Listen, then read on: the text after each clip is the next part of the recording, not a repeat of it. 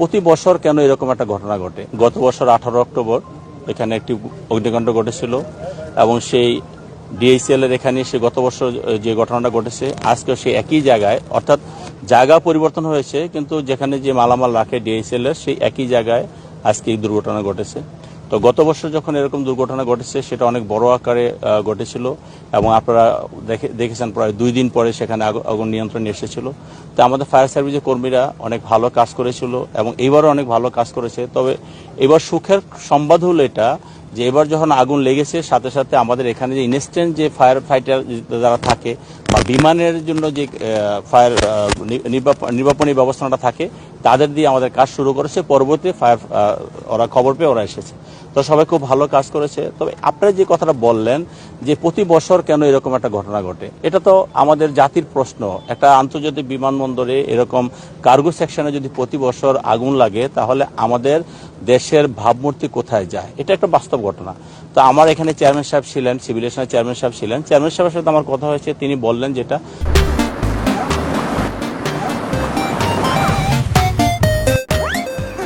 যে গত বছর আমরা অনেক কমিটি করেছি, সেই কমিটির অনেক রেজাল্ট দিয়েছে, সেগুলো আমরা মন্ত্রণালয়ে কাজ করেছি, আমরা যেখানে যেখানে যেভাবে কাজ করা দরকার করেছি। এই বছর হঠাৎ করে যখন আজকে ঘটনা ঘটলো আমি সাথে সাথে 2টো কমিটি করে দিয়েছি।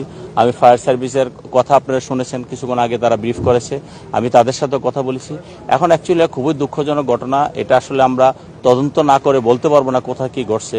অ্যাকচুয়ালি এই মালামালগুলো যেখানে রাখার কথা গত বছর সেখানে আগুন লাগার কারণে এখানে শিফট করে এই জায়গায় রেখেছে, এটা টেম্পোরারি বেসিসে রেখেছে। কিন্তু টেম্পোরারি বেসিসে রাখার পরও এখানে ধরেন যেই পরিমাণে মালামাল থাকার কথা তার চেয়ে অনেক বেশি পরিমাণে মালামাল আছে এখানে এখানে এখানে অনেক বেশি পরিমাণে মালামাল আছে। এটা যেমন আগুনের জন্য যেমন ক্ষতিকর তেমন বৃষ্টির জন্য ক্ষতিকর এবং এটা অনেকটা দেখা গেল হিটের কারণে। আমি যেমন ফায়ার সার্ভিসের লোকের সাথে কথা বললাম, একটা আগুন হয়তো শর্ট সার্কিট থেকে হোক যেখান থেকে একটা আগুন লেগেছে, সেই আগুনের পরে ওইটার হিটে ভিতরে আগুন ধরে গিয়েছে, যে কন্টেনারের ভিতরে যে ইয়ে আছে মালামাল ছিল সেই কন্টেনারের ভিতরে আগুন লেগে গেছে, সেই কন্টেনার ভেঙে তারা আগুনটা নিয়ন্ত্রণে এনেছে।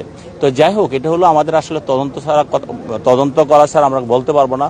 তবে আমরা আশা করব, চেয়ারম্যান সাহেবের সাথে আমার কথা হয়েছে, অন্যান্য সিনিয়র কর্মকর্তাদের সাথে কথা হয়েছে, আমরা আশা করব যে ভবিষ্যতে যাতে এরকম ঘটনা না ঘটে সেজন্য এখন থেকে আমাদের সচেতনতামূলক কাজ করতে হবে এবং এই সমস্ত ব্যাপারে যে ধরনের সিদ্ধান্ত নিলে তড়িৎ গতিতে সিদ্ধান্ত নিয়ে মালামালগুলো এখান থেকে খালাস করা যায় এবং যারা মালামাল আমদানি করেন সেই আমদানিকারকরা যাতে খুব দ্রুত সময় এখান থেকে মালামাল নিয়ে যান। কারণ আমাদের এখানে মালামাল রাখার জন্য যে পরিমাণে আমাদের গোডাউন দরকার সেই পরিমাণে গোডাউনও কিন্তু আমাদের নেই। তো যার কারণে আমরা সেরকম একটি কথা বলেছি, কালকে হয়তো আমাদের মন্ত্রী মহোদয়রা আসবেন বা আরও ঊর্ধ্বতন কর্মকর্তারা আসবেন, এসে একটা সিদ্ধান্ত দিবেন। আমার মনে হয় একটা ভালো সিদ্ধান্ত হবে এবং আমি আজকে ধন্যবাদ জানাচ্ছি যারা এই আগুন নিয়ন্ত্রণে আনার জন্য কাজ করে, তারা খুব ভালো কাজ করে। অল্প সময়ের মধ্যে আমি নিজে সেখানে গিয়ে দেখলাম হয়তো ক্ষয়ক্ষতির পরিমাণটা আল্লাহ রাব্বুল আলামিন আমাদের অনেক কম হয়েছে এবং সেই জন্য আল্লাহর কাছে শুকরিয়া আদায় করছি। এবং যারা এই আমদানির সাথে জড়িত তাদেরকে আমরা অনুরোধ করব যে তারা আমদানি করে যাতে সেখানে ক্ষান্ত না হয়, যে এখানে 21 দিন মালামাল রাখার প্রভিশন আছে, সেই 21 দিনের কথা চিন্তা না করে মালামাল আসার পরে যত অফিসিয়াল যে প্রসেস আসে সে প্রসেস করে যত দ্রুত সম্ভব তারা যাতে মালামালগুলো এখান থেকে সরিয়ে নেয়, তাহলে তারা নিজেরও সেফ এবং আমাদের এই সিভিল এভিয়েশন বা আমাদের বিমানের যে ইয়েটা আছে কার্গো সেকশনটা আছে তারাও সেফ থাকে। তো অ্যাক্সিডেন্ট কখন কিভাবে হয়েছিল আমরা বলতে পারবো না। আর আমাদের যেহেতু জায়গা সংকলন আছে, কাজে আমাদের এভাবে চিন্তা করে যদি কাজ করি, সবাই মিলে যদি কাজ করি, তাহলে আমরা অনেক রকম দুর্ঘটনা থেকে আমরা আমাদের মালামাল রক্ষা করতে পারবো, আমরা এই আন্তর্জাতিক বিমানবন্দরকে রক্ষা করতে পারবো। এটাই হলো আসলে বাস্তবতা। আর আপনারা সবসময় সহযোগিতা করে আসছেন, সবসময় আমরা দেখেছি আপনাদের মাধ্যমে যেমন জাতি সবকিছু জানতে পারে, পাশাপাশি আপনাদের মাধ্যমে এই ফায়ার সার্ভিস যারা আছে বা অন্যান্য যে সমস্ত সাহায্যকারী সংস্থাগুলো আছে তারা জানতে পারে এবং আপনাদের মাধ্যমে জানার কারণে তারা অতি তাড়াতাড়ি এখানে চলে আসে এবং তারা শুধু অগ্নি নির্বাপন না অন্যান্য কাজগুলোকে সহজ করে তোলে আপনাদের সহযোগিতা। সেই জন্য আপনাদেরকে ধন্যবাদ জানাচ্ছি। আসলে ভাইয়া এটা তো আমাদের বলা মুশকিল কোনটা দুর্ঘটনা কোনটা নাশকতা।